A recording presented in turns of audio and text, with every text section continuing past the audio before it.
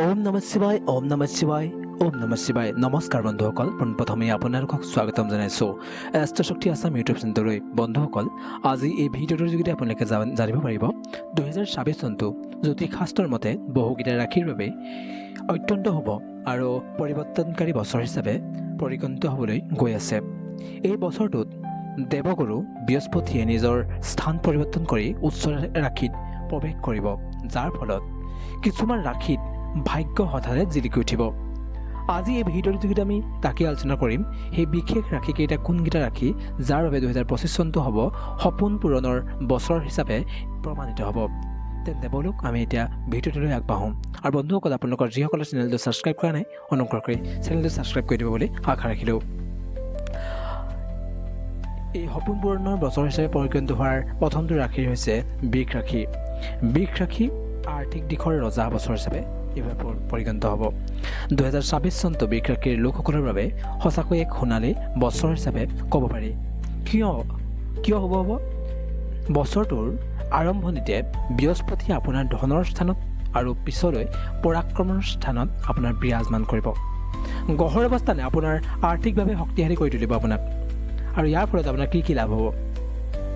অৰ্থ আৰু সম্পত্তি হঠাৎ ধন লাভৰ যোগ আছে এই বছৰটোত। পুৰণি বিনিয়োগৰ পৰা প্ৰচুৰ লাভ হ'ব। মাটি বাৰী বা নতুন বাহন ক্ৰয়ৰ বাবে 2026 বৰ্ষটো আপোনাৰ বাবে শ্ৰেষ্ঠ বৰ্ষ। কেৰিয়াৰৰ ক্ষেত্ৰত যিসকলে ব্যৱসায় কৰে তেওঁলোকে ব্যৱসায় দুগুণ বৃদ্ধি পাব।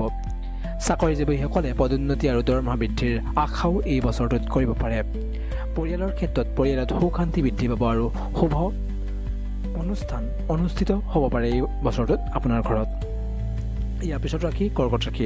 কৰ্কট ৰাশিৰ ভাগ্য আৰু সুখৰ ক্ষেত্ৰত শীৰ্ষত থাকিব এই বছৰটো। 2026 চনৰ মাজভাগত বৃহস্পতিৰ গ্ৰহ কৰ্কট ৰাশিত প্ৰৱেশ কৰিব। মনত ৰাখিব, কৰ্কট ৰাশিত বৃহস্পতিৰ উচ্চ হ'ব, অৰ্থাৎ ই সবাতোতকৈ বেছি শক্তিশালী হ'ব।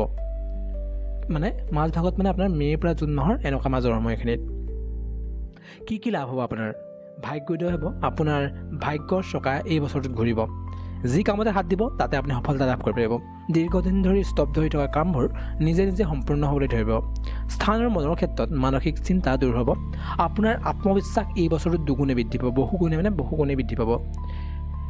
শিক্ষাৰ ক্ষেত্ৰত বিদেশ আৰু যাত্ৰাৰ ক্ষেত্ৰত কেনেকুৱা হ'ব? ছাত্ৰ ছাত্ৰীৰ বাবে এই সময়খিনি আশীৰ্বাদ স্বৰূপ হ'ব এই বছৰটো। উচ্চ শিক্ষাৰ বাবে বিদেশলৈ যোৱাৰ সুযোগো আহিব পাৰে এই বছৰটোত। সন্তানৰ সুখ, যিসকলে সন্তানৰ পৰিকল্পনা কৰি আছে তেওঁলোকৰ বাবে সময়টো অতি উত্তম হ'ব এই বছৰটো। ইয়াৰ পিছত সিংহ ৰাশি। সিংহ ৰাশিৰ কেৰিয়াৰ আৰু সন্মানৰ ক্ষেত্ৰত বছৰটোৰ শেষৰ ফালে বৃহস্পতি সিংহ ৰাশিলৈ গতি কৰিব আৰু শনি গ্ৰহৰ অৱস্থানে আপোনাৰ অনুশাসন আৰু সফলতা দিব। কি লাভ হয় ইয়াৰ ফলত? কেৰিয়াৰ আৰু ক্ষমতাৰ ক্ষেত্ৰত সমাজত আপোনাৰ মান সন্মান এই বছৰটো বৃদ্ধি পাব। ৰাজনীতি বা সমাজ সেৱাৰ লগত জড়িত যিখন লোকসকল আছে তেওঁলোকে ডাঙৰ পদবী লাভ কৰিব পাৰে এই বছৰটোত। প্ৰেম আৰু বিবাহৰ ক্ষেত্ৰত অবিবাহিতসকলৰ বাবে 2026 চনটোৰ বিবাহৰ প্ৰবল যুগ দেখা গৈছে। প্ৰেমৰ সম্পৰ্কবোৰো এই বছৰটোত গভীৰ হ'ব আপোনালোকৰ সিংহ ৰাশিৰ জাতক জাতিকাসকলৰ। নতুন সুযোগ হিচাপে আপোনাৰ নতুন চাকৰি, নতুন ব্যৱসায় আৰম্ভ কৰিবলৈ সাহস পাব পাৰিব এই বছৰটোত। ইয়াৰ পিছত ৰাশি হৈছে মেঘ ৰাশি। মেঘ ৰাশিৰ ক্ষেত্ৰত পৰাক্ৰম আৰু সফলতাৰ বছৰ হ'ব। মেঘ ৰাশিৰ লোকসকলৰ বাবে 2026 চনটো সংগ্ৰহ আৰু সফলতাৰ মিশ্ৰণ হ'ব, কিন্তু ফলাফল অতি সুন্দৰ হ'ব এই বছৰটোত। কি লাভ হয় ইয়াৰ ফলত আপোনাৰ? চাকৰিৰ ক্ষেত্ৰত চৰকাৰী চাকৰি কৰাৰ বাবে চেষ্টা কৰি থকাসকলে সুখবৰ এই বছৰটোত লাভ কৰিব পাৰিব। ভ্ৰমণৰ ক্ষেত্ৰত কামৰ সূত্ৰে বহু ঠাই ভ্ৰমণৰ সুযোগ আহিব, যিয়ে ভৱিষ্যতে লাভ দিব। আৰ্থিক ক্ষেত্ৰত আয়ৰ নতুন উৎস মুকলি হ'ব, যদিও খৰচৰ মাত্ৰাও অলপ থাকিব আপোনাৰ। তুলা ৰাশিৰ ক্ষেত্ৰত আপোনাৰ ভাৰসাম্য আৰু সমৃদ্ধিৰ বছৰ হিচাপে পৰিগণিত হ'ব এই বছৰটো। তুলা ৰাশিৰ জাতক জাতিকাৰ এই বছৰটোৰ জীৱনত এক ধৰণৰ স্থিৰতা লৈ আহিব। কি লাভ হয় ইয়াৰ ফলত? পাৰ্টনাৰশ্বিপৰ ক্ষেত্ৰত ব্যৱসায়ত অংশীদাৰিত্বৰ লাভ হ'ব।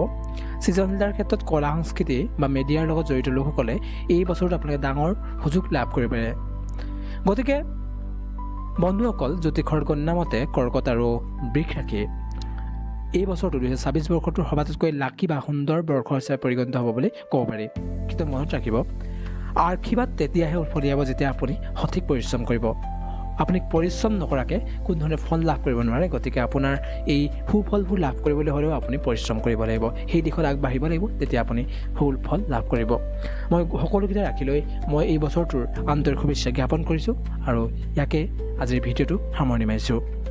জয় শ্ৰীৰাম, জয় শ্ৰীৰাম, জয় শ্ৰীৰাম।